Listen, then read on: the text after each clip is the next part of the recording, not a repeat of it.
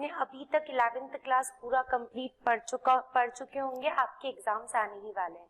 तो मैं आपको एग्जाम पर्पस के अकॉर्डिंग यहाँ पे सारी वो चीजें कवर करवा दूंगी जो आप लोग अगर इसे इन टाइम पे अपने देख करके जाएंगे तो इन कुछ 10 to 15 आवर्स के अंदर आप अच्छे मार्क्स अचीव कर सकते हैं। ठीक है, तो बेसिकली आपने पूरा 11th क्लास कंप्लीट कर चुके हैं, तो मैं यहाँ पे आपको कुछ प्रैक्टिकल एस्पेक्ट्स जो अपन कवर करने वाले हैं आपकी क्लास से रिलेटेड, वो सारे अपन यहाँ पे कवर कर रहे हैं। ओके, सबसे पहले मैं आप लोगों को एक अकाउंटिंग प्रोसेस बताती हूँ। अकाउंटिंग प्रोसेस, क्योंकि आप बेसिक नॉलेज सारी रख रहे हैं, मुझे यहाँ पे सिर्फ आप लोगों को कंप्लीट करवाना है रिवीजन पर्पस से, जो आपको आपके एग्जाम्स के अंदर प्रैक्टिकल एस्पेक्ट्स पूरे कवर करने में यूज में आए, तो उसी अकॉर्डिंग अपन यहाँ पे चल रहे हैं। ओके, सो अकाउंटिंग प्रोसेस आप सब लोगों को पता होगा। फर्स्ट स्टेप होता है आप लोगों का ट्रांजैक्शंस की रिकॉर्डिंग करना। ट्रांजैक्शंस की रिकॉर्डिंग करना। ओके, हमारा अकाउंट्स का बेसिक रूल यही होता है कि हमारे बिजनेस के अंदर जितने भी ट्रांजैक्शंस हो रहे हैं हम उन्हें अपने बुक्स ऑफ अकाउंट्स में क्या करते हैं, रिकॉर्ड करते हैं। ठीक है, कोई भी चीज हमारी ट्रांजैक्शन है या नहीं है उसको जज करने के लिए बहुत ही छोटी सी चीज आपको देखनी होती है। क्या इस ट्रांजैक्शन को हम मनी में मेजर कर सकते हैं? क्या इस ट्रांजैक्शन की वजह से कोई इनफ्लो या आउटफ्लो हमारे बिजनेस से हो रहा है या नहीं हो रहा है? अगर ये कंडीशंस आप लोगों की कंप्लाई हो जाती है तो इन ट्रांजैक्शंस को हम हमारे बिजनेस में क्या करते हैं, रिकॉर्ड कर लेते हैं। फॉर एग्जांपल, आपने गुड्स परचेज किया तो गुड्स का इनकमिंग है, कैश का आउटगोइंग है, तो आपका यहाँ पे क्या हो जाएगा, वो ट्रांजैक्शन कवर हो जाएगा। बेसिकली मेरे बिजनेस के ऊपर कोई भी इम्पैक्ट उसका आना चाहिए। अगर मैंने गुड्स क्रेडिट में परचेज किए हैं तो उसका गुड्स मेरा इनफ्लो है और फ्यूचर में मुझे क्या करना पड़ेगा, रीपेमेंट करना पड़ेगा, मेरी एक लायबिलिटी जनरेट हो गई है, तो वो मेरे बिजनेस को इम्पैक्ट कर रही है, इसलिए वो ट्रांजैक्शंस भी हम क्या करेंगे, रिकॉर्ड करेंगे। Okay, so basically first step आप लोगों की होती है किन ट्रांजैक्शंस को मुझे रिकॉर्ड करना है। मुझे उन ट्रांजैक्शंस को, सारे ट्रांजैक्शंस को रिकॉर्ड करना है जिनको मैं मनी में मेजर कर सकती हूँ और जो मेरे ऊपर, मेरे बिजनेस के ऊपर इम्पैक्ट डालते हैं, कुछ इनफ्लो हो रहा है या फिर कुछ आउटफ्लो हो रहा है। ओके, ट्रांजैक्शंस की रिकॉर्डिंग के बाद में हम उन ट्रांजैक्शंस को डिफरेंट अकाउंट्स के अंदर क्लासिफाई करते हैं। हम उनको डिफरेंट अकाउंट्स के अंदर क्या करते हैं, क्लासिफाई करते हैं। तो my second stage is classification. My second stage is classification. अलग अलग लेजर अकाउंट के अंदर अपन उन अकाउंट्स को जो मैंने यहाँ पे ओपन किए उनको क्या करेंगे, यहाँ पे क्लासिफाई करेंगे। ओके, कैसे करते हैं क्लासिफिकेशन, अपन अभी शॉर्ट के अंदर समझने वाले हैं सारी चीजें। क्लासिफिकेशन के बाद में जब मेरा डिफरेंट अकाउंट्स के अंदर क्लासिफाई कर दिया है तो अब मैं उन सारे अकाउंट्स को एक सिंगल पेपर पे लाने के लिए क्या करती हूँ, समराइजेशन। क्या करती हूँ, समराइजेशन। अपने यहाँ पे सारे अकाउंट्स को समराइज कर दिया है। समराइज करने के बाद में अपन क्या करते हैं, उनका फाइनल अकाउंट प्रिपेयर करते हैं। अपन क्या करते हैं, उनका फाइनल अकाउंट प्रिपेयर करते हैं। तो बहुत ही शॉर्ट के अंदर मैंने आप लोगों को ये प्रोसेस समझा दिया है। ठीक है, ट्रांजैक्शंस रिकॉर्डिंग करना फर्स्ट स्टेप होता है आप लोगों की, रिकॉर्डिंग ऑफ ट्रांजैक्शंस। ट्रांजैक्शन का मतलब क्या होता है, ये वो सारे एक्टिविटीज हैं जो बिजनेस के अंदर दो लोगों के बीच में हो रही है और उसका इम्पैक्ट मेरे बिजनेस के ऊपर आ रहा है, कुछ इनफ्लो हो रहा है और कुछ आउटफ्लो हो रहा है। ओके, जिन ट्रांजैक्शंस को मैं मनी में मेजर कर सकती हूँ उन्हीं को हम क्या करते हैं, यहाँ पे रिकॉर्ड करते हैं। रिकॉर्डिंग के बाद में हमारी सेकंड स्टेप आती है क्या, क्लासिफिकेशन करना। जो भी अकाउंट्स अपन ने यहाँ पे रिकॉर्डिंग में ओपन किए हैं उन सारे अकाउंट्स को हम क्या कर देंगे, अलग अलग डिवाइड कर देंगे। ठीक है, डिवीजन के बाद में अब नंबर ऑफ अकाउंट्स ओपन हो गए, उन सारे अकाउंट्स को एक सिंगल पेज पे मुझे लेकर के आना है, तो हम क्या करते हैं यहाँ पे समराइजेशन करते हैं, ठीक है। समराइजेशन की हेल्प से हम लोग फाइनल अकाउंट प्रिपेयर करते हैं। आफ्टर फाइनल अकाउंट्स हम इसको क्या कर देते हैं, कम्युनिकेट कर देते हैं, हम इसको क्या करते हैं, कम्युनिकेट कर देते हैं। अब इन सब के मैंने आपको नाम समझाए ताकि अगर आपकी अकाउंटिंग की डेफिनेशन आ जाती है तो आप इन सबको यूज लेकर के इजीली एक डेफिनेशन बना सकते हैं। Accounting is a process of recording, classification, summarisation and interpretations of financial position and financial performance. तो ये सारी अकाउंटिंग की डेफिनेशन जो मैंने आप लोगों को बोली है, ये सारी आप लोगों की यहाँ पे क्या है, फ्लो चार्ट मैनर के अंदर डिवाइड कर दी है। ओके, अब अपन थोड़ा सा इन डेप्थ पढ़ते हैं ताकि आप लोगों को अच्छे से समझ में आ जाएगा कि कौन सी स्टेज पे अपन करते क्या है। सबका अपन प्रैक्टिकल भी लेकर के चलेंगे थोड़ा सा फास्ट मैनर के अंदर। देखिए, आप रिकॉर्डिंग कर रहे, कौन से ट्रांजैक्शन का रिकॉर्डिंग करेंगे अपन ने बात कर ली है। रिकॉर्डिंग करते कहाँ है, रिकॉर्डिंग करते हैं अपन दो जगह पे, रिकॉर्डिंग करते हैं अपन दो जगह पे। कहाँ कहाँ रिकॉर्डिंग करते हैं, इनको प्राइम एंट्री बुक्स भी कहा जाता है। इनको क्या कहते हैं हम, प्राइम एंट्री बुक्स भी कहते हैं। कहाँ पे आप रिकॉर्डिंग कर सकते हैं, एक तो आप लोग रिकॉर्डिंग कर सकते हैं जर्नल के अंदर, दूसरी आप लोग रिकॉर्डिंग कर सकते हैं सब्सिडरी बुक्स के अंदर, दूसरा आप लोग रिकॉर्डिंग कर सकते हैं सब्सिडरी बुक्स के अंदर। इन दोनों को ही हम क्या कहते हैं, प्राइम एंट्री बुक्स कहते हैं। अब क्या है ये बुक्स, पहले अपन इनका क्या कर लेते हैं, रिवीजन कर लेते हैं। ये मेरा पूरा लेक्चर आपके एग्जाम डे पे भी आप पढ़ करके चले जाओगे तो आपका पूरा क्या हो जाएगा, रिवीजन हो जाएगा क्लास 11th का। अब आते हैं अपन, ये जर्नल क्या है और ये सब्सिडरी बुक्स क्या है।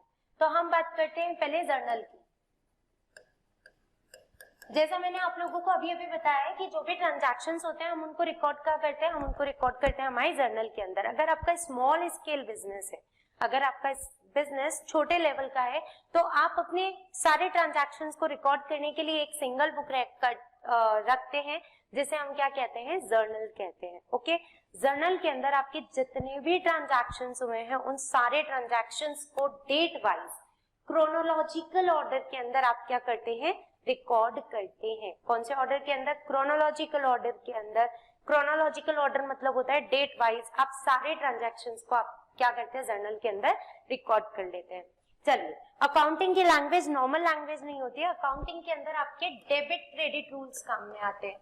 कौन से रूल्स काम में आते हैं, डेबिट क्रेडिट रूल्स। ठीक है, डेबिट क्रेडिट रूल्स को हम कहते हैं golden rules. Debit credit rules को हम क्या कहते हैं, गोल्डन रूल्स। तो हमारे अकाउंट्स के अंदर टोटल 3 टाइप की क्या होती है, अकाउंट्स होते हैं। टोटल कितने टाइप के अकाउंट्स होते हैं, 3 टाइप के अकाउंट्स होते हैं। जो भी ट्रांजैक्शन हम करते हैं तो उनके लिए हम 3 अलग अलग टाइप के हो सकता है इनमें से कोई भी टाइप का अकाउंट ओपन करें। ठीक है, तो पहले ये कौन कौन से नाम है इन अकाउंट्स के, इनके लिए क्या रूल एप्लीकेबल होता है, हम वो पढ़ते हैं। फिर इनसे हम क्या बनाना सीखेंगे, जर्नल एंट्री बनाना सीखेंगे। तो हमारे पास में फर्स्ट होता है पर्सनल अकाउंट। फर्स्ट होता है हम लोगों का कौन सा अकाउंट, पर्सनल अकाउंट। सेकंड हम लोगों का होता है कौन सा अकाउंट, रियल अकाउंट।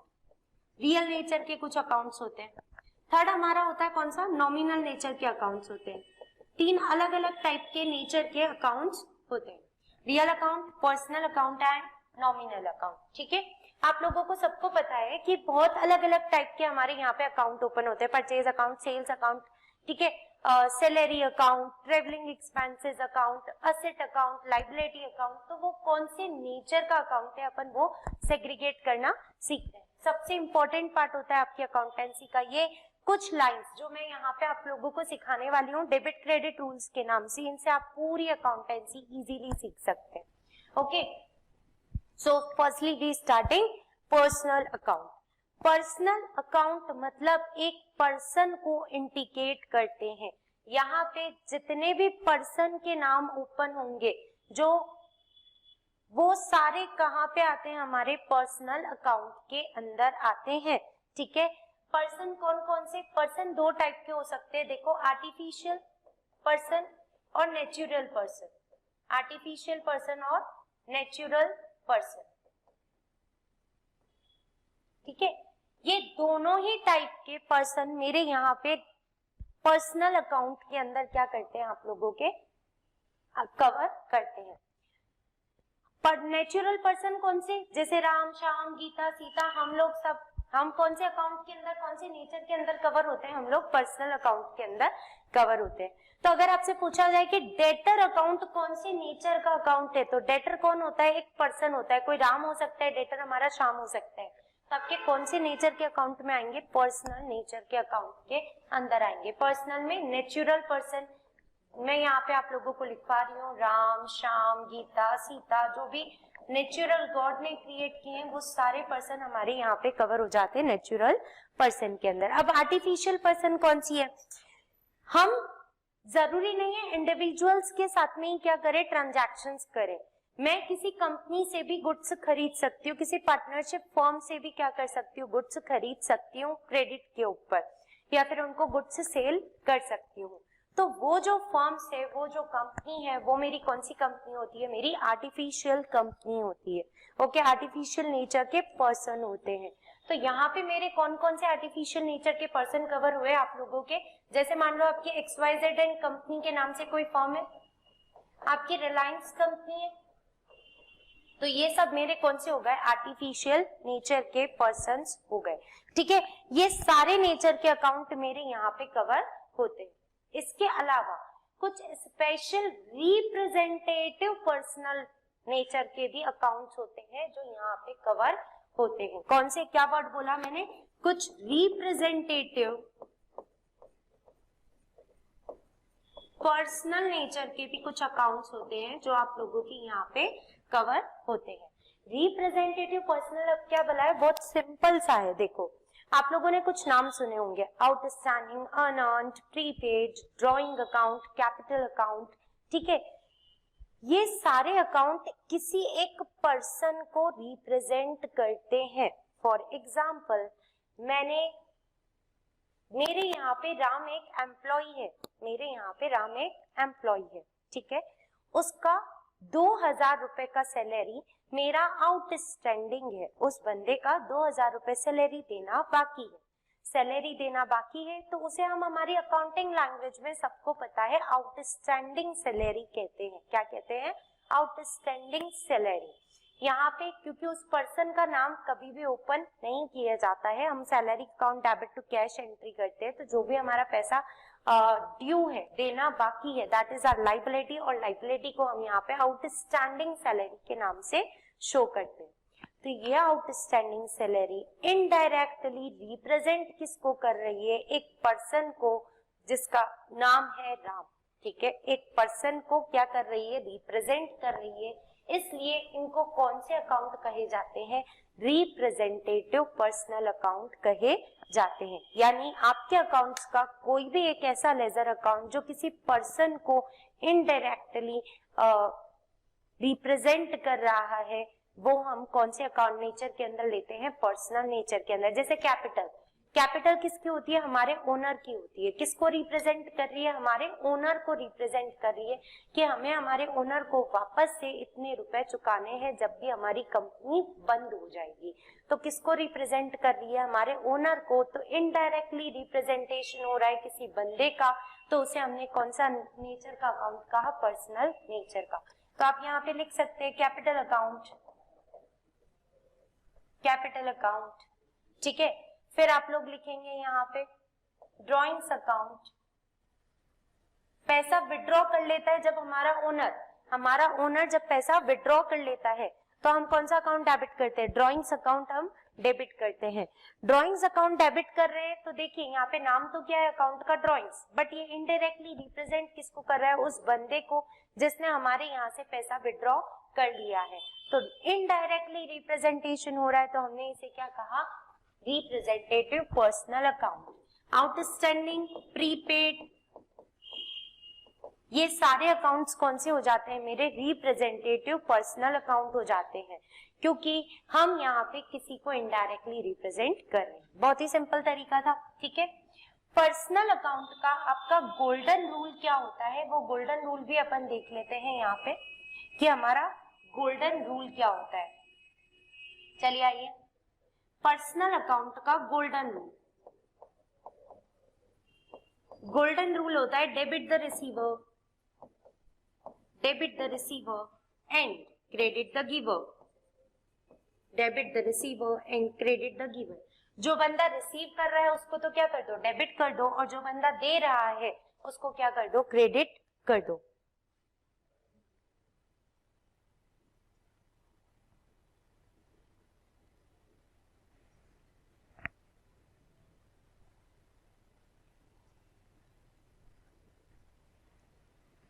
ठीक है, जो बंदा रिसीव कर रहा है उसको तो क्या कर दो, डेबिट कर दो, और जो बंदा पे कर रहा है उसको क्या कर दो, क्रेडिट कर दो। तो ये हमारा हो गया आप लोगों का गोल्डन रूल। डन। चलो कैसे वर्क करता है अभी हम समझ रहे, पहले हम हमारे नेचर ऑफ अकाउंट समझ लेते हैं। देन सेकेंड अपन ने लिखा था real account.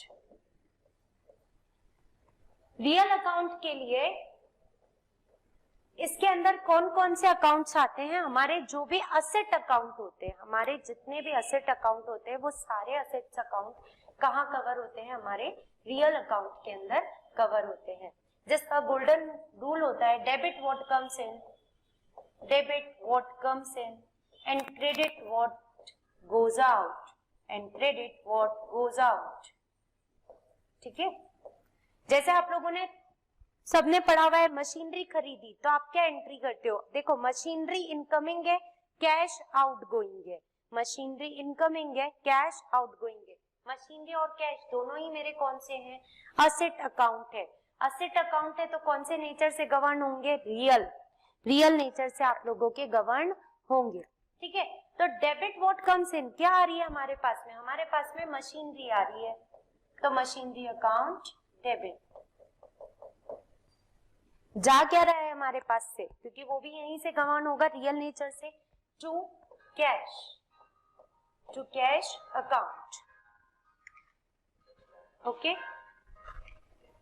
Wait for a minute. Hello,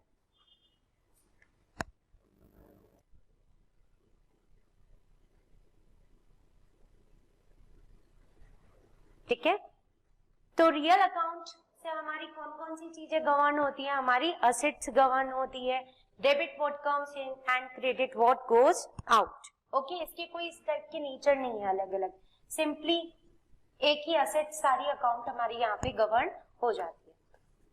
third है हमारा नॉमिनल नेचर के accounts. Nominal accounts, nominal nature के अकाउंट्स के अंदर हमारी आती है सारी इनकम्स और एक्सपेंसेस, लॉसेस एंड गेन्स। ये हमारी कहाँ गवर्न होती है, नॉमिनल अकाउंट के अंदर गवर्न होती है। ओके, नॉमिनल अकाउंट का गोल्डन रूल क्या है, debit all the losses and gains and credit all the incomes,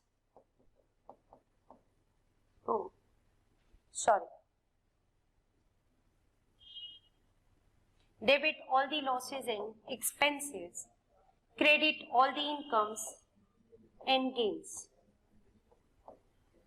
credit all the incomes and gains। ठीक है, हमारे जितने भी बिजनेस के अंदर कोई भी खर्चा हो रहा है, लॉसेस हो रहे हैं, तो हम उनको क्या कर देते हैं, डेबिट कर देते हैं। और अगर हमारी बिजनेस के अंदर कोई भी इनकम हो रही है, कोई भी गेन हो रहा है, तो हम उसे क्या कर देते हैं, क्रेडिट कर देते हैं। फॉर एग्जाम्पल आप एंट्री करते हो, आप कहते हो ट्रांजैक्शन हुआ सैलरी पेड, आप कहते हो ट्रांजैक्शन हुआ सैलरी पेड। अब सोच के बताइए मेरे बिजनेस पे क्या क्या इम्पैक्ट हो रहे हैं। तो खर्चा हो रहा है सैलरी, तो देखिए कौन से रूल से गवर्न करता है, एक्सपेंसेस, नॉमिनल रूल से। लॉसेस को क्या करते हैं, डेबिट, तो क्या कर देंगे हम लोग, सैलरी अकाउंट डेबिट। अच्छा, सैलरी का पेमेंट हो रहा है तो कैश बाहर जाएगा, कैश इज योर एसेट, तो कौन से नेचर से बिलोंग करती है, रियल नेचर से। रियल के अंदर देखिए क्रेडिट व्हाट गोज आउट, तो जो भी चीजें आप लोगों की बाहर जा रही है उसे हम क्रेडिट करते हैं, तो हमने कर दिया टू कैश। तो सिंपली आप लोगों को अकाउंट्स की किसी भी लेवल की जर्नल एंट्री बनाने के लिए सिर्फ ये 3 रूल आने चाहिए। इन 3 रूल का अगर क्रक्स आप लोगों को पता है तो आप कोई भी जर्नल एंट्री बना सकते हैं। ठीक है, बहुत ही सिंपल सा है। देखिए गोल्डन रूल्स है हमारे पास में। सबसे फर्स्ट हमने पढ़ा था पर्सनल नेचर का। पर्सनल नेचर के अंदर पर्सन डील करते हैं, चाहे वो आर्टिफिशियल हो, चाहे वो नेचुरल पर्सन हो, या फिर वो रिप्रेजेंटेटिव पर्सनल हो। ठीक है, कौन कौन लोग आ जाते हैं हमारे पास में यहाँ पे? राम श्याम गीता, कोई भी कंपनी का नाम हो वो भी हमारे यहाँ पे गवर्न होगा। ठीक है, इसके अलावा ऐसा कोई अकाउंट जो इनडायरेक्टली किसी पर्सन को ही इंडिकेट कर रहा है वो भी हमारा पर्सनल नेचर के अंदर ही जाता है, जिसका गोल्डन रूल होता है debit the receiver and credit the giver. Now real account, real account के अंदर हमारी सारी असेट्स गवर्न होती है, debit what comes in and credit what goes out. Okay, asset अंदर आ रही है बिजनेस में तो डेबिट कर देना, बाहर जा रही है तो क्रेडिट कर देना। नॉमिनल के अंदर हमारे इनकम, एक्सपेंस, लॉसेस और गेन्स कवर होते हैं। Debit all the losses and expenses and credit all the incomes and gains. Done? Clear? अच्छा, इनके अलावा अगर मान लो आप लोगों को लगता है कि मैडम हमको तो यहाँ से क्या लग रहा है, थोड़ा सा हार्ड लग रहा है कि कैसे इन रूल्स को एप्लीकेबिलिटी करेंगे, हमें लग रहा है थोड़ा सा हमारा टाइम क्या हो रहा है, बहुत ही ज्यादा वेस्ट हो रहा है, तो केवल 4 लाइनें हमेशा माइंड में रखना। इन 4 लाइनों से आप क्या कर सकते हो? जर्नल एंट्री बना सकते हो। क्या 4 लाइनें? उसे हम बोलते हैं भाई new approach of accounting. New approach of accounting. आप सब लोगों को पता होगा अकाउंट्स के अंदर केवल 4 ही चीजें हैं हमारे पास में, इनकम, एक्सपेंसेस, असेट्स और लायबिलिटी। पूरी अकाउंट्स इन 4 शब्दों के ही चारों तरफ आपकी घूमती रहती है। तो कौन से अकाउंट को कब डेबिट करते हैं और कौन से अकाउंट को कब क्रेडिट करते हैं, अगर हमने ये चीज सीख ली तो हमने सारी अकाउंट सीख ली है ना। तो देखिए, इनकम, अगर आपकी कोई इनकम इंक्रीज हो रही है, ऑब्वियसली इनकम इंक्रीज ही होती है हमेशा। अगर आपको इनकम रिसीव हो रही है अकाउंट्स के अंदर, अगर आपको इनकम रिसीव हो रही है तो हम इसे क्या कर देंगे? क्रेडिट। अगर आपकी कोई एक्सपेंसेस इंक्रीज हो रहे, कोई एक्सपेंसेस हो रहे हैं आप लोगों के, तो आप उसे कर देंगे डेबिट। अगर आपने एक्सपेंसेस कर दिए हैं तो आप उसे कर देंगे डेबिट। अगर आपकी असेट्स इंक्रीज भी हो सकती है और डिक्रीज भी हो सकती है। कैसे? कोई मैंने मशीनरी खरीदी तो असेट बढ़ेगी और मशीनरी बेच दी तो असेट कम होगी। ओके, तो अगर असेट आपकी इंक्रीज होती है तो आप हमेशा उसे कर देना डेबिट, और अगर डिक्रीज होती है तो उसे कर देना क्रेडिट। इसी टाइप से लाइबिलिटीज भी इंक्रीज हो सकती है और डिक्रीज हो सकती है। कैसे? मैंने क्रेडिटर से गुड्स खरीदा, क्रेडिटर में ही लाइबिलिटी होते हैं, बढ़ गए, उनको पैसा देना पड़ेगा फ्यूचर में। मैंने पैसा दे दिया तो मेरी लाइबिलिटी क्या हो गई? कम हो गई। ठीक है, तो अगर आपकी लाइबिलिटी बढ़ती है तो आप करेंगे क्रेडिट, और कम होती है, रिड्यूस होती है तो आप करेंगे डेबिट। आप केवल इतने से पार्ट से भी पूरे अकाउंट्स कवर कर सकते हैं। आपकी हर एक जर्नल एंट्री यहाँ पे हो जाएगी। कैसे होएगी? अपन पढ़ रहे हैं कैसे होएगी, हर एक ट्रांजैक्शन अपन अभी पढ़ रहे हैं।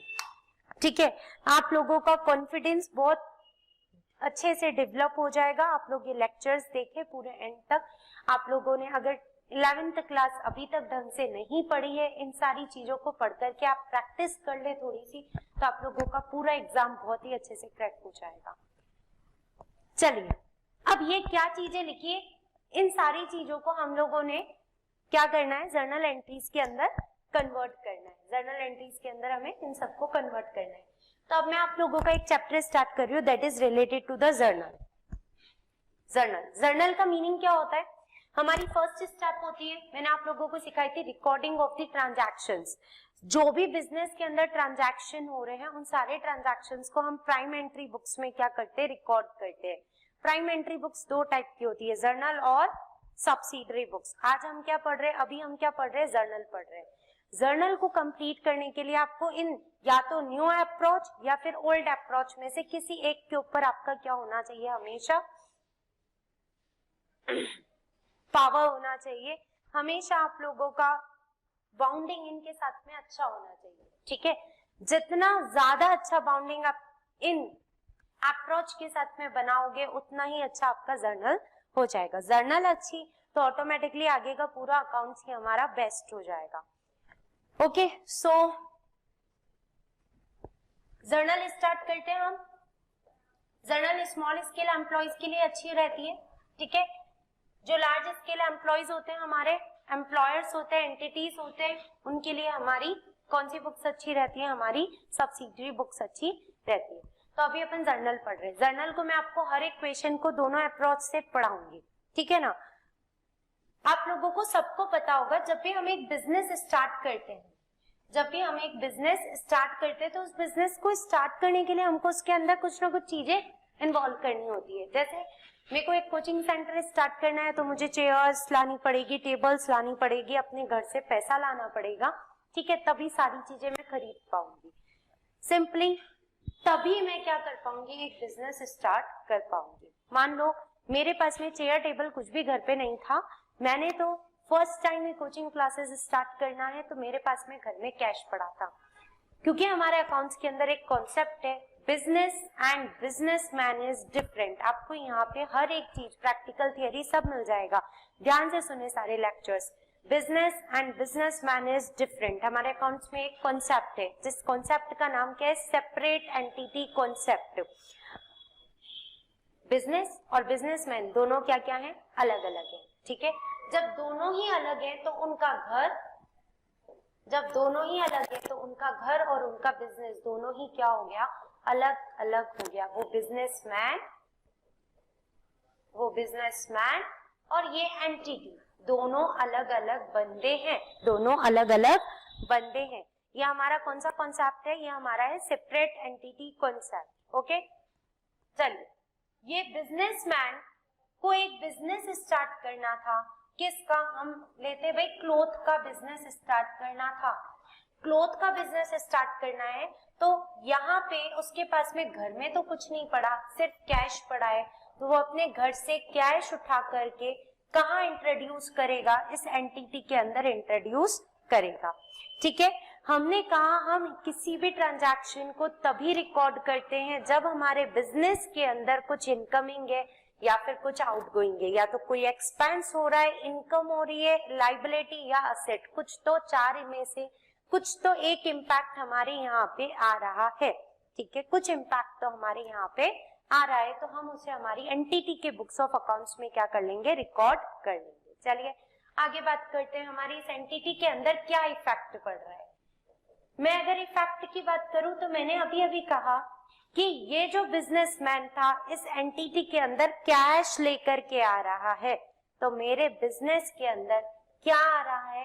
कैश इनकमिंग है। क्या इनकमिंग है? कैश इनकमिंग है। अच्छा, हर एक ट्रांजैक्शन के मिनिमम दो इफेक्ट होते हैं, हर एक ट्रांजैक्शन के मिनिमम दो इफेक्ट होते हैं। तो आप लोगों ने एक कॉन्सेप्ट पढ़ा होगा, ड्यूअल एस्पेक्ट कॉन्सेप्ट। अकाउंट्स के अंदर जो भी ट्रांजैक्शंस होगा उसके मिनिमम दो इफेक्ट होंगे आपके, चाहे वो इनकम से रिलेटेड हो, एक्सपेंस से रिलेटेड हो, असेट से रिलेटेड हो या लाइबिलिटी से रिलेटेड हो। मिनिमम दो इम्पैक्ट तो इनमें से पड़ेंगे ही पड़ेंगे, ठीक है। मैं ये नहीं कह रही कि दो चीजें इम्पैक्ट होगी, हो सकता है केवल असेट पे इम्पैक्ट आए, पर दो इम्पैक्ट आएगी, असेट आएगी भी और असेट जाएगी भी, दो चीजें तो होगी ही होगी। डन है यहाँ पर।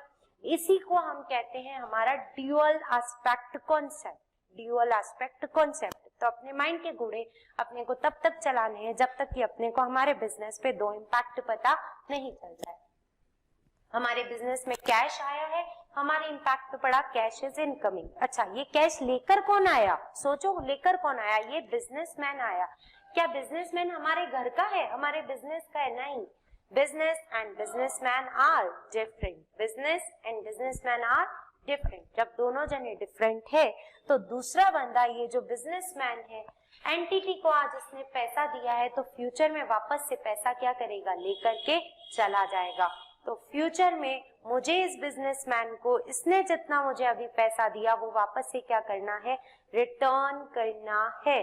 तो दिस इज माय लायबिलिटी। से इसने 1 लाख रुपए या 10 लाख ले रहे हैं हम लोग, 10 लाख रुपीस इसने बिजनेस स्टार्ट किया था, तो एक इम्पैक्ट तो आया, कैश आ रहा है मेरे बिजनेस में 10 लाख रुपए का। दूसरा इम्पैक्ट मेरा आ रहा है क्या?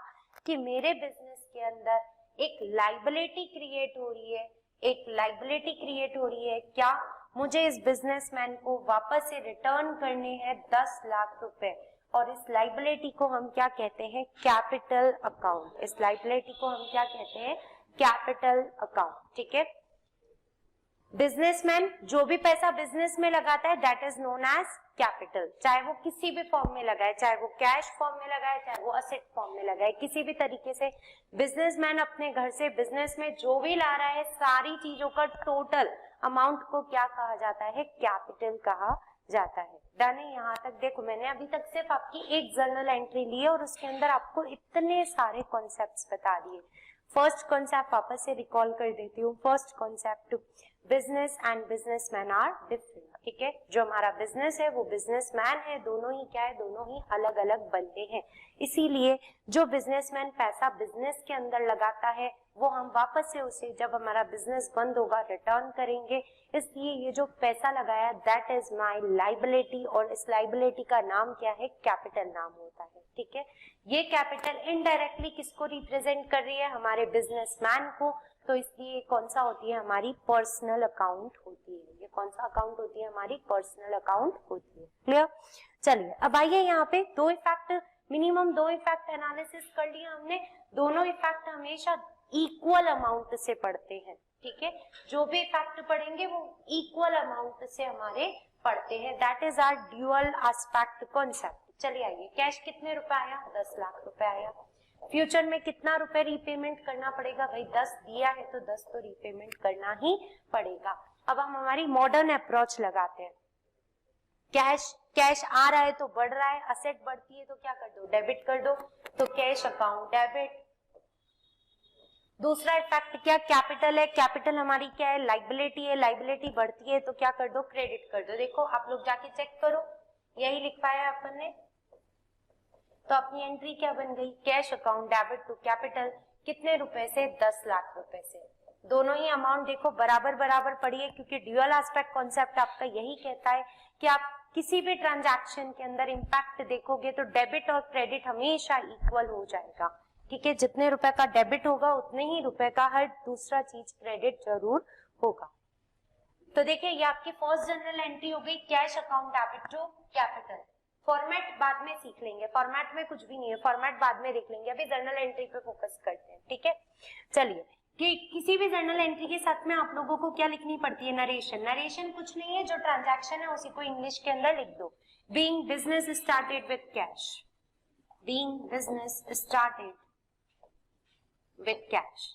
चलिए अब कुछ लोगों की क्वेरी होगी कि मैडम आपने यहाँ पे केवल कैश के साथ ही बिजनेस स्टार्ट किया, आपने कहा था कि उसके घर में केवल क्या पड़ा है? केवल कैश ही पड़ा है। मैडम और भी बहुत सारी चीजें हो सकती है। हो सकता है कि उसके घर में थोड़ा सा स्टॉक पड़ा हो, वो क्लोथ का बिजनेस कर रहा था, पड़ा था पहले से ही स्टॉक पड़ा हो, ठीक है मान लेते हैं। मैडम कुछ टेबल चेयर भी पड़ी हो, मान लेते हैं। Table chair means furniture, furniture पड़ा हो, चलो मान लिया।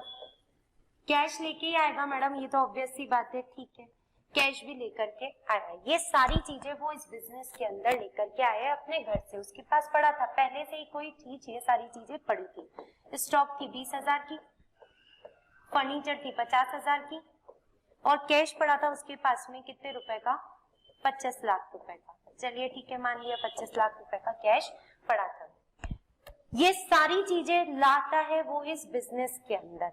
Okay, now business and businessman both are different. ठीक है, मैंने आपको कहा कैपिटल का मतलब क्या होता है? अपने घर से जो जो चीजें लाया उनका कितना रुपया हुआ, वो रुपया क्या है? आपकी कैपिटल है। तो अपने घर से क्या क्या लेके आया? 25 प्लस 50 प्लस 20, 25,70,000 रुपए की चीजें लेकर के आया। 25,70,000 रुपए की चीजें कहाँ लेकर के आया? बिजनेस के अंदर। तो this is my liability. Future में जब मेरा बिजनेस बंद होगा तब मुझे उसे 25,70,000 रुपए वापस से चुकाने पड़ेंगे, और इसको हम क्या कहते हैं हमारे बिजनेस में? कैपिटल। तो कैपिटल तो कितनी हो गई? 25,70,000 की हो गई मेरी लाइबिलिटी, जो मुझे वापस से चुकानी पड़ेगी इस बिजनेसमैन को। अच्छा ठीक है, और क्या क्या लेकर के आया? ये लेकर के आया स्टॉक इज माई असेट, मेरे बिजनेस में आ रहा है। फर्नीचर, फर्नीचर भी एसेट होती है, मेरे बिजनेस में आ रही है 50,000 रुपए की। कैश, कैश भी मेरे बिजनेस में आ रहा है 25 लाख रुपए का। तो यहाँ पे देखिए टोटल कैपिटल कितनी आ गई, 25,70,000 रुपए की टोटल कैपिटल आ गई। चलिए अब एंट्री बनाते हैं। मॉडर्न अप्रोच से जो भी चीजें असेट है, असेट बढ़ती है तो क्या कर दो, डेबिट कर दो, लाइबिलिटी बढ़ती है तो क्या कर दो, क्रेडिट कर दो। तो क्या एंट्री बन जाएगी आप लोगों की, assets account debit to liability. Assets क्या क्या है, stock account debit, furniture account debit, cash account debit और टू कैपिटल। ठीक है, स्टॉक कितने रुपए से, 20,000 रुपए से, फर्नीचर कितने रुपए से, 50,000 रुपए से, कैश कितने रुपए से, 25 लाख रुपए से, और टोटल कितना हो गया हमारा 25,70,000 रुपए, 25,70,000 रुपए। चलिए ये हमारी क्या बन गई, जर्नल एंट्री बन गई। ठीक है, मॉडर्न अप्रोच सबसे इजी अप्रोच होती है। बाकी आप लोगों का जो ओल्ड अप्रोच है, ओल्ड अप्रोच के अंदर आप लोगों को जो क्वेश्चन एग्जाम में पूछा जा सकता है उससे ये जरूर पूछा जा सकता है कि स्टॉक अकाउंट कौन से अकाउंट से डील करेगा। तो stock is your asset, asset को हम क्या करते हैं, रियल अकाउंट से डील करेगा। ठीक है, देखो आप लोग वहां पे अकाउंट के अंदर जाकर के गोल्डन रूल देख लो, असेट आती है तो डेबिट करो, आती है तो डेबिट कर दिया। ठीक है, फर्नीचर आता है तो डेबिट करो, असेट है रियल अकाउंट, डेबिट कर दिया। कैश आता है तो डेबिट करो, debit what comes in, debit what comes in. तो देखिए कैश अकाउंट को मैंने क्या कर दिया, डेबिट कर दिया। ठीक है, अच्छा capital is my personal account, क्यों, क्योंकि ये एक बंदे को रिप्रेजेंट करती है इसलिए मेरा कौन सा अकाउंट है, पर्सनल अकाउंट। वहां पे हमने पढ़ा debit the receiver and credit the giver, वो बंदा मुझे क्या कर रहा था, ये सारी चीजें दे रहा था, तो इसलिए उसके अकाउंट को मैंने देखो क्या कर दिया, क्रेडिट कर दिया कैपिटल अकाउंट को।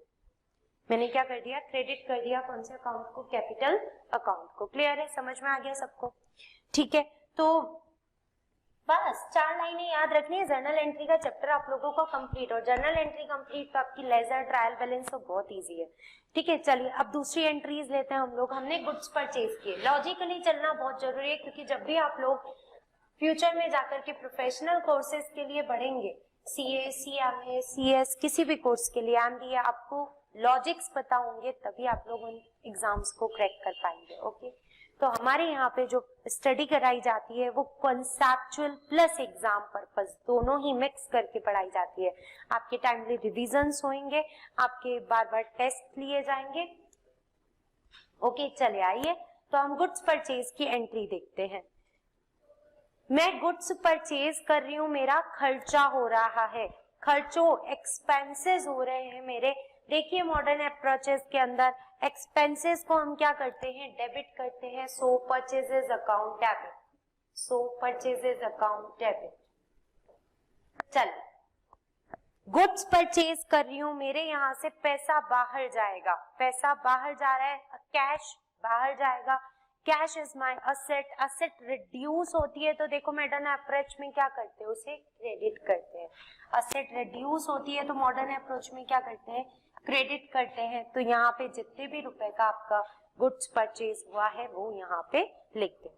अच्छा, आप बोले गुड्स परचेज ऑन क्रेडिट करो, गुड्स परचेज ऑन क्रेडिट। याद करने का कुछ जरूरी नहीं है, इतनी जर्नल एंट्रीज आज तक आप लोग याद कर रहे थे, याद करने का कुछ जरूरी नहीं है। याद तो केवल क्या होना चाहिए, वो 4 चीजें, एक्सपेंस को डेबिट करो, असेट को डेबिट करो, कम हो तो क्रेडिट करो, लाइबिलिटी को क्रेडिट करो, कम हो तो डेबिट करो, इनकम को क्रेडिट करो। बस ये याद होना चाहिए अकाउंट्स के अंदर, बाकी कुछ याद नहीं करना। ये समझ आता है तो फाइनल सीए फाइनल तक की लेवल तक की अपन अकाउंट्स क्रैक कर सकते हैं। चलिए goods purchase on credit, credit पे मैंने क्या किया है, गुड्स परचेज किया है। ठीक है, मेरा एक्सपेंस हो रहा है कौन सा, परचेजेस। मैं गुड्स खरीद रही हूँ तो मेरा एक्सपेंसेस हो रहा है, परचेजेस अकाउंट डेबिट, एक्सपेंसेस को डेबिट करते हैं। अच्छा, क्या आज पैसा पे कर दिया, नहीं, फ्यूचर में पे करेंगे। फ्यूचर में पे करेंगे तो आपकी क्या जनरेट हो रही है, लाइबिलिटी, और लाइबिलिटी जनरेट होती है तो आप लोग क्या करते हैं, क्रेडिट। तो टू क्रेडिटर, जो भी नाम है उसका वो यहाँ पे लिख दो, टू क्रेडिटर। जितने भी रुपए से आ रहे हैं रुपए लिख देंगे। देखिए नरेशन बहुत सिंपल होता है, बार बार नहीं बताऊंगी, आपका क्विक रिवीजन चल रहा है। ठीक है, केवल आप लोग क्या करें, आप लोग जो ट्रांजैक्शन है उसको अपने को यहाँ पे लिखना है। नरेशन स्टार्ट करें बीइंग से या फॉर से। ओके, बाकी जो ट्रांजैक्शन है आप उसे यहाँ पे लिखते हैं। Goods purchased on credit. चलिए goods purchased, sorry, goods sold on credit. मैंने गुड्स सेल कर रही हूँ किसके ऊपर, क्रेडिट के ऊपर। क्रेडिट के ऊपर गुड्स सेल कर रही हूँ तो क्या आज पैसा आ गया क्या, नहीं, फ्यूचर में आएगा। फ्यूचर में आएगा तो उस कस्टमर को मेरा क्या बन गया, मेरी असेट बन गई। फ्यूचर में मेरे पास में पैसा आएगा तो असेट को क्या करते हैं, डेबिट। तो डेटर अकाउंट डेबिट, उस बंदे का नाम लिखना है हमको, राम श्याम गीता सीता जो भी है, डेटर अकाउंट डेबिट। अच्छा, क्या कर रहे हो, गुड्स सेल कर रहे हो, सेल हो रही है तो आपकी क्या हो रही है, इनकम जनरेट हो रही है। इनकम्स को हम क्या करते हैं, क्रेडिट करते हैं, तो to sales. Okay, goods sold on a credit, debtor account debit to sales, done. चलिए आइए, इसी टाइप से आप कोई भी आपकी जर्नल एंट्रीज बना सकते हैं। सारी जर्नल एंट्रीज अपन यहाँ पे कवर नहीं कर रहे, बट अलग अलग टाइप की अलग अलग जर्नल एंट्रीज अपन यहाँ पे क्या कर रहे हैं, कवर कर रहे हैं। अच्छा, अगर अपन बोले भाई लॉस हो गया मेरे को, तो loss on sale of asset, loss on sale of asset. ढंग से थोड़ा सा ट्रांजैक्शन ले लेते हैं। मेरे पास में एक असेट पड़ी थी 50,000 रुपए की, मेरे पास में एक असेट पड़ी थी 50,000 रुपए की, ठीक है। इस असेट को मैंने सेल किया, इस असेट को मैंने सेल किया कितने रुपए में, 48,000 रुपीज में। 50,000 की चीज को आपने 48,000 में सेल किया तो आपको क्या हो गया, लॉस हो गया कितने रुपए का, 2,000 रुपए का। क्या हो गया, आप लोगों को लॉस हो गया कितने रुपए का, 2,000 रुपए का। चलिए ठीक है, जब आप लोगों को 2,000 रुपए का लॉस हो गया है तो अब हम हमारे अकाउंट्स के ऊपर इफेक्ट करते हैं, हमारे बिजनेस के ऊपर इम्पैक्ट देखते हैं। क्या हो रहा है, असेट सेल हो रहा है, तो असेट जब डिक्रीज होता है तो क्या करते हो, क्रेडिट करते हो। क्रेडिट करते हो तो लिख दो टू असेट। असेट कितने रुपए का था, देखो 50,000 रुपए का था। चलिए ठीक है, टू असेट बन गया। अब आप सेल कितने में कर रहे हो, 48,000 में सेल कर रहे हो। सेल करोगे तो क्या आएगा, पैसा आएगा आप लोगों का। पैसा आएगा कितने रुपए, 48,000। पैसा cash, cash is your asset. Asset जब आती है, इंक्रीज होती है तो क्या कर देते हो, डेबिट कर देते हो कितने रुपए से, 48,000 से। लॉस हुआ 2,000 रुपए का। देखिए आप लोग एक्सपेंस और लॉसेस को क्या करते हैं, आप लोग डेबिट करते हैं। तो यहाँ डेबिट कर दिया मैंने, loss on sale of asset, loss on sale of asset कितने रुपए से, 2,000 रुपए से। डन, ये बन गई मेरी एंट्री। देखिए बहुत सिंपल सी जर्नल एंट्री है। अच्छा, यहाँ पे एक क्वेश्चन हो सकता है आप लोगों का, मैडम जब आपने ऊपर गुड्स से सेल किए थे तब आपने सेल अकाउंट क्रेडिट किया था, यहाँ पे आप असेट सेल कर रहे हो तो आपने असेट अकाउंट क्रेडिट किया, ऐसा क्यों? ठीक है, तो यहाँ पे मैं आप लोगों को बता दूं, हमारे यहाँ पे दो टाइप की अलग अलग चीजें होती है, रेवेन्यू एंड कैपिटल। ठीक है, जो हमारी सेल होती है वो हमारे रेकनिंग नेचर की इनकम है, इनकम बार बार होती रहती है। ठीक है, तो उसे हम क्रिएट करते हैं सेल अकाउंट। जिस चीज के अंदर हम ट्रेडिंग कर रहे हैं, जिस पर्पस के लिए हमने ये बिजनेस स्टार्ट किया है, उसका जब भी हमारा सेल होता है, ठीक है, तो उसे हम हमारा रेवेन्यू कहते हैं। ठीक है, हमारी इनकम कहते हैं, और इसके लिए हम ओपन करते हैं सेल्स अकाउंट। बट कोई असेट है, हमारे यहाँ पे अलमीरा पड़ी है, हमारे यहाँ फर्नीचर पड़ा है, कोई मशीनरी पड़ी है, ये सारी चीजें मेरा रोज सेल नहीं होता है, रेकरिंग नेचर का नहीं है ये मेरा ओनली तब सेल होगा जब ये स्क्रैप हो चुका है, अब किसी भी यूज का नहीं है। इन दैट केस मेरा इम्पैक्ट रेवेन्यू पे नहीं आता है, मेरा इम्पैक्ट असेट के ऊपर आता है। इसलिए हम कौन से अकाउंट को यहाँ पे ओपन करते हैं, असेट अकाउंट को ओपन करते हैं। सिंपली गुड्स से रिलेटेड चीजें सेल या परचेज की जाती है, और जो आपकी असेट्स होती हैं वो हमेशा असेट अकाउंट से ही सेल और परचेज होती है। परचेज हो रही है तो असेट इनकमिंग होती है, इसलिए असेट अकाउंट डेबिट करते हैं, और जब सेल होती है तो असेट अकाउंट को क्रेडिट कर देते हैं। डन। तो ये सारा आप लोगों का था कॉन्सेप्ट जर्नल का। इसके अलावा और भी कोई जर्नल एंट्री ले लेते, चलिए आइए। Goods given as charity. देखिए छोटी छोटी जर्नल एंट्रीज में यहाँ पे नहीं ले रही हूँ आप लोगों के लिए, कुछ स्पेशल जर्नल एंट्रीज ले रही हूँ आप लोगों के लिए, है ना। ठीक है, इसके अलावा अगर आप लोगों को कोई भी डाउट हो तो आप मुझे व्हाट्सएप कर सकते हैं, ये मेरा नंबर है। आप मुझे यहाँ पे व्हाट्सएप कर सकते हैं और वीडियो भी दे सकते हैं। Okay, goods given as charity.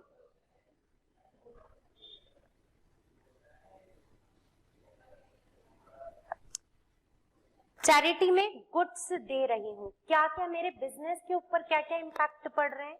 यार एक तो मेरा खर्चा हो रहा है, मैं फालतू में ही क्या दे रही हूँ, गुड्स दे रही हूँ। क्या उसके बदले में मेरे पास कोई पैसा आ रहा है? नहीं, उसके बदले में मेरे पास कोई भी पैसा नहीं आ रहा है। तो मेरा क्या हो रहा है? सिर्फ खर्चा हो रहा है, मेरे को क्या हो रहा है? लॉस हो रहा है। ठीक है, तो कितने क्या लिखेंगे? Charity account debit. देखिए आप लोग जाकर के देखिए, मॉडर्न अप्रोच में लॉसेस एक्सपेंसेस को हम क्या करते हैं? डेबिट करते हैं, चैरिटी अकाउंट डेबिट। ठीक है, चलिए अब आपके पास से क्या जा रहा है? आपके पास से गुड्स बाहर जा रहा है। जब आप गुड्स खरीदते हैं तो आप कौन सा अकाउंट डेबिट करते हैं? आप परचेजेस अकाउंट डेबिट करते हैं। अपन ने अभी अभी पढ़ा था। तो गुड्स जब अदर देन सेल के रीजन से, अदर देन रीजन से आपका बाहर जाता है, गुड्स आपका अदर देन सेल से बाहर जा रहा है आपके बिजनेस से, तो आप कौन सा वर्ड यूज में लेते हैं? आपकी जो परचेज करी थी आपने, वो परचेज आपकी क्या हो गई है? रिड्यूस हो गई है, कम हो गई है। तो हम क्या लिखेंगे? To purchases. हम क्या लिखेंगे? To purchases. समझ में आया? ध्यान से सुनिए। चैरिटी मेरा खर्चा हो रहा था, मेरा लॉस हो रहा था, मैंने बिना इनकम, बिना कोई पैसा लिए आपसे क्या कर लिया है? वापस से आप लोगों को गुड्स दे दिया है। तो मेरा क्या हो गया? खर्चा हो गया। खर्चों को हम क्या करते हैं? डेबिट करते हैं। एक्सपेंसेस को हम क्या करते हैं? डेबिट करते हैं। तो मैंने लिखा चैरिटी अकाउंट डेबिट। अब बात आती है कि मैडम सेकंड इम्पैक्ट ये तो समझ में आ रहा है कि गुड्स हमारे यहाँ से बाहर जा रहा है। गुड्स बाहर जा रहा है तो आप कभी तो सेल बोल देते हो, कभी परचेसेस बोल रहे हो, ये क्या चक्कर है? तो अगर सेल करने की वजह से आपका पैसा बाहर जाता है, आपको गुड्स देने के बदले में कैश मिल रहा है या फ्यूचर में कैश मिलेगा, आपको कोई कंसीडरेशन मिल रहा है, तो ही उसे सेल कहा जाता है। जब कंसीडरेशन मिलेगा तभी तो हमारी इनकम होगी, तभी तो हम इनकम को क्रेडिट करेंगे। बिना चीज के ही आपकी गुड्स बाहर जा रहा है, बिना कंसीडरेशन के ही आपका गुड्स बाहर जा रहा है, तो क्या वो आपकी सेल हुई? क्या नहीं, सेल नहीं हुई। अगर मैंने यहाँ पे इम्पैक्ट करवा दिया सेल अकाउंट को तो गड़बड़ हो जाएगी। क्यों? क्योंकि सेल मतलब इनकम। क्या कोई इनकम हो रही है? क्या नहीं, यहाँ पे हमारा खर्चा हो रहा है। तो अब कौन सा अकाउंट ओपन करें? सेल अकाउंट तो नहीं ओपन कर सकते हैं। कौन सा अकाउंट ओपन करें? तो अब ऐसे सोचो, जब आपका गुड्स आता था तो आप कौन से अकाउंट डेबिट करते थे? परचेजेस अकाउंट डेबिट करते थे। तो अब गुड्स आपका बाहर जा रहा है, ठीक है, तो कौन सा अकाउंट क्रेडिट करेंगे? परचेजेस अकाउंट क्रेडिट कर देंगे, क्योंकि गुड्स बिना किसी कंसीडरेशन के बाहर जा रहा है। ठीक है, अब यहाँ पे आपको हमेशा एक चीज मिलेगी, आपके बुक्स के अंदर दो चीजें लिखी हुई रहती है, कॉस्ट प्राइस और मार्केट प्राइस। तो ध्यान से समझे लॉजिकली, हमको तो याद करवा देते कि भाई कॉस्ट प्राइस लिख देना। 500 रुपए कॉस्ट प्राइस थी और मार्केट प्राइस थी 600 रुपए। ठीक है, बताओ जब ये गुड्स आपने बांटा लोगों को डोनेशन में, तो आपको लॉस कितने का होगा? 500 का या 600 का? ऑब्वियसली 500 का, क्योंकि आपके पॉकेट से कितना पैसा लगा हुआ था? 500 रुपए आपके पॉकेट से लगा हुआ था। तो जब आपके पास में 500 रुपए का खर्चा हुआ है तो चैरिटी के सामने भी कितने लिखोगे? 500 रुपए। प्रीवियसली जब आपने खरीदा था, परचेजेस के सामने कौन सी वैल्यू लिखते हो? कॉस्ट प्राइस लिखते हो। तो यहाँ पे भी कौन सी प्राइस लिखेंगे हम? कॉस्ट प्राइस ही लिखेंगे। आ गया समझ में? तो हमेशा जब भी गुड्स किसी अदर देन सेल की वजह से मेरा बाहर जाता है तो एंट्री हमेशा कॉस्ट प्राइस पे की जाती है। ठीक है, चलिए नेक्स्ट लेते हैं हम लोग इसी टाइप का एक एग्जांपल लेती हूँ। Goods withdraw for personal use. Goods withdraw कर रही हूं मैं पर्सनल यूज के लिए। चलिए, goods withdraw for personal use, cost price और मार्केट प्राइस। कॉस्ट प्राइस कितनी थी आप लोगों की, मान लेते 5,000 थी, और मार्केट प्राइस कितनी थी, मान लेते 6,000 रुपए थी। चलिए आते देखते हैं, क्या ये आपकी सेल हो रही है? आपका गुड्स तो बाहर जा रहा है, बिल्कुल जा रहा है मैडम। क्या कोई पैसा मिल रहा है क्या? क्या कोई कैश का इनकमिंग है क्या? नहीं, कैश का कोई इनकमिंग नहीं। जब कोई कंसिडरेशन ना तो आज आया ना फ्यूचर में आएगा, तो वो हमारी सेल नहीं है, हमारी इनकम नहीं है। जब हमारी इनकम नहीं हुई तो क्या सेल अकाउंट क्रेडिट होगा क्या? नहीं। गुड्स जाएगा तो कौन सा अकाउंट क्रेडिट होगा? परचेजेस अकाउंट क्रेडिट होगा। तो कौन सा अकाउंट लिख दिया? Purchases account. जब गुड्स खरीदा था तब कौन सी प्राइस लिखी थी? 5,000। तो अब बाहर जा रहा है तो भी कौन सी प्राइस लिखूंगी? 5,000। चलिए आइए अब डेबिट क्या करें? गुड्स कौन लेकर के जा रहा है पर्सनल पर्पस के लिए? बिजनेसमैन लेकर के जा रहा है। कौन लेकर के जा रहा है? बिजनेसमैन लेकर के जा रहा है। ध्यान से सुनिए, जब बिजनेसमैन अपने घर से कोई चीज मेरे बिजनेस में लाता है तो हम उसे कैपिटल कहते हैं। That is my liability, that is my liability. मुझे उसने 50 लाख रुपया दिया था तो मुझे वापस से उसे 50 लाख चुकाना है, दैट इज माई लाइबिलिटी। अब ड्रॉइंग्स कर ली उसने, यानी कि मेरे बिजनेस से अपने घर पैसा लेके चला गया या मेरे बिजनेस से इतने रुपए का गुड्स बाहर लेके चला गया, तो बताओ क्या मैं आज भी उसे 50 लाख रुपए का ही पेमेंट करूंगी क्या? नहीं, जितना घर लेके जा चुका है उसको क्या कर दूंगी? कम कर दूंगी। तो मेरी लाइबिलिटी जो पहले 50 लाख की थी वो 5,000 से क्या हो गई है? रिड्यूस हो गई है। तो जब भी लाइबिलिटी रिड्यूस होती है तो क्या करते हैं? डेबिट करते हैं। ठीक है, अब इसको क्या कहा जाता है? Goods withdrawn for personal use को हमारे अकाउंटिंग लैंग्वेज में ड्रॉइंग्स कहा जाता है। क्या कहा जाता है? ड्रॉइंग्स कहा जाता है। तो हमने किया ड्रॉइंग्स अकाउंट डेबिट 5,000 रुपए। क्या ड्रॉइंग्स खर्चा होता है हमारे बिजनेस का इसलिए हमने डेबिट किया? नहीं नहीं नहीं, ड्रॉइंग्स हमारे बिजनेस का कोई खर्चा नहीं होता है। ठीक है, ये तो हमारी लाइबिलिटी रिड्यूस हो गई है इसलिए हमने इस अकाउंट को डेबिट करा है। लॉजिक्स हमेशा क्लियर रखें, ड्रॉइंग्स हमारा खर्चा नहीं होता है। ओके, हमारी लाइबिलिटी क्या हो गई है? रिड्यूस हो गई है। और लाइबिलिटी जब रिड्यूस होती है तो हम उसे क्या करते हैं? डेबिट करते हैं। क्लियर? Okay ma'am, clear. चलिए अब एक और अच्छा सा एग्जांपल लेते हैं। मैं नॉर्मल जनरल एंट्रीज नहीं ले रही हूँ, आपकी थोड़ी सी स्पेशल जनरल एंट्रीज ले रही हूँ। चलिए आइए, machinery. Next journal entry, machinery purchased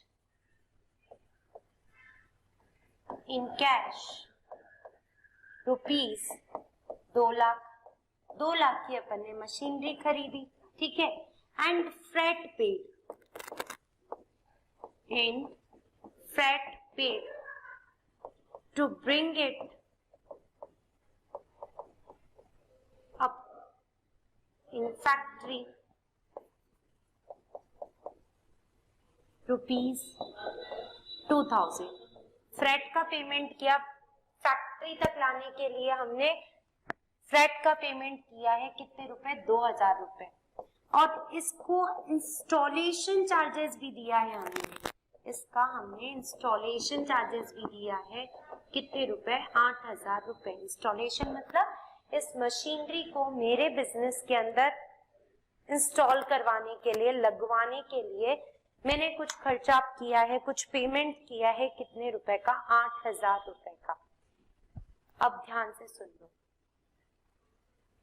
हमारे बिजनेस, हमारे अकाउंट्स के अंदर एक कॉन्सेप्ट है कॉस्ट कॉन्सेप्ट। देखिए आपकी यहाँ पे थ्योरी भी रिवाइज हो रही है साथ साथ में, है ना। कौन सा कॉन्सेप्ट है आप लोगों का? एक कॉस्ट कॉन्सेप्ट है। जाकर के पढ़ना आपने जो कॉन्सेप्ट्स हैं, आप लोगों का चैप्टर नंबर 1 होगा अकाउंटिंग का, ठीक है, जो बेसिक प्रिंसिपल्स एंड अकाउंटेंसी के नाम से हो सकता है आपके। वहां पे कॉन्सेप्ट्स एंड कन्वेंशन के नाम से टॉपिक होगा, वहां पे आपको ये कॉस्ट कॉन्सेप्ट मिलेगा, है ना। वो कॉस्ट कॉन्सेप्ट मेरा क्या कहता है कि अगर आप बिजनेस के अंदर कोई भी असेट खरीदते हो तो असेट कितने रुपए की है ये कैसे कैलकुलेट किया जाएगा। ठीक है, क्या बता रहे हैं अपने कॉस्ट कॉन्सेप्ट। कॉस्ट कॉन्सेप्ट का मतलब क्या होता है कि अगर आप अपने बिजनेस के अंदर कोई भी असेट खरीद रहे हैं तो उस असेट को कितने रुपए पे रिकॉर्ड किया जाएगा, उसे हम कहते हैं हमारा कॉस्ट कॉन्सेप्ट। ओके, चलो तो इसका आंसर क्या है, जब भी आप कोई असेट खरीदते हैं तो उसको रेडी टू यूज बनाने तक के सारे खर्चे मेरे मशीनरी की कॉस्ट में ऐड होते हैं। यानी कि आप सिंपल सा एग्जांपल लो, आपने सबने देखा होगा अपने बिजनेस अपने घर पे आप एसी मंगवाते हो, एसी लगवाते हो अपने यहाँ पे, तो सबसे पहले आपको एसी खरीदना पड़ता है। मान लेते हैं एसी आया 50,000 रुपए का, ठीक है। क्या एसी अब अपन घर पे लाएंगे और ऐसे ही पड़ा रखेंगे तो और स्विच से ऑन करेंगे अपन तो एसी ऑन हो जाएगा? क्या नहीं, ऐसे ही थोड़ा ना होता है मैडम। पहले उसे हमें इंस्टॉल कराना पड़ता है, एक मैकेनिक को बुलाना होता है, वो सारी वायरिंग वगैरह करता है, ठीक है, वो सारी चीजें सेटअप करता है एसी के लिए, और उसके बाद में क्या होता है, वो हमारा एसी स्टार्ट होता है। तो जो वो बंदा आता है उसको भी हम इंस्टॉलेशन चार्जेस देते हैं, उसको फिक्स करने के चार्जेस देते हैं, ठीक है। मान लो वो हमने दिए 5,000 रुपए, 50,000 में एसी खरीदा था, 5,000 उसको इंस्टॉल करने के लिए दिए, और इंस्टॉल करने के बाद ही मेरा एसी स्टार्ट होगा। तो हमारी अकाउंट्स कहती है भाई एसी को रेडी टू यूज बनाने तक का जितना भी तुम्हारा खर्चा लगा है वो सारे खर्चे आपके किस में जुड़ते हैं, एसी की कॉस्ट के अंदर जुड़ते हैं। यानी कि 50,000 तो उसको खरीदने का खर्चा और 5,000 रुपए उसको इंस्टॉल करने का खर्चा। टोटल इंस्टॉल करने के बाद ही आप उसे चालू कर सकते हो, उससे पहले वो यूज ही नहीं आ पाता। तो सारा खर्चा मिला करके आपका कौन सा हुआ, कॉस्ट ऑफ द असेट बनी, ठीक है। चलिए, तो इतना सब कुछ पढ़ने के बाद में आप बताइए कॉस्ट कितनी है, 2,10,000 रुपए। क्यों? इंस्टॉलेशन तक के सारे खर्चे कहाँ पे जुड़ते हैं, मेरी कॉस्ट में जुड़ते हैं। तो मेरी मशीनरी कितने रुपए की आई, 2,10,000 की। अब एक इफेक्ट तो हमको समझ में आ गया, मैडम मशीनरी आ रही है, मशीनरी हमारी असेट होती है, असेट बढ़ती है तो डेबिट कर दो। कितने रुपए से डेबिट करेंगे, 2,10,000 से। चलिए ठीक है, अब हमारे यहाँ से कैश कितना बाहर जा रहा है, देखो 2 लाख रुपए इसको खरीदने में, 2,000 रुपए इसको खरीदने में भी कैश देना पड़ा, और 8,000 रुपए इसके खर्चे में भी कैश देना पड़ा। तो दूसरी असेट हमारे यहाँ से कम हो रही है, कौन सी, कैश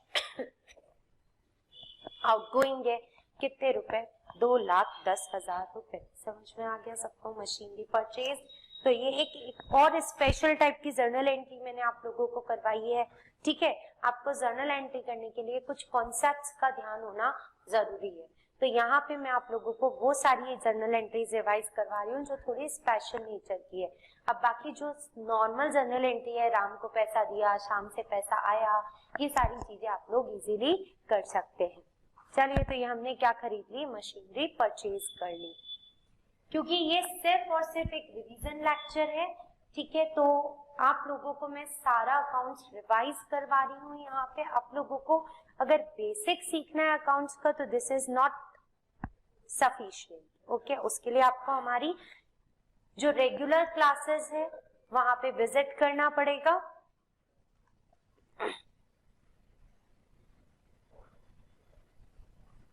चलिए, आइए, मशीनरी परचेज हो गई। अब हम कुछ और जर्नल एंट्रीज लेते हैं। अगर आप लोगों को कोई जर्नल एंट्री समझ नहीं हो तो मैंने आपको पहले नंबर दिए थे, आप वहां पे नंबर पे मुझे मैसेज कर सकते हैं।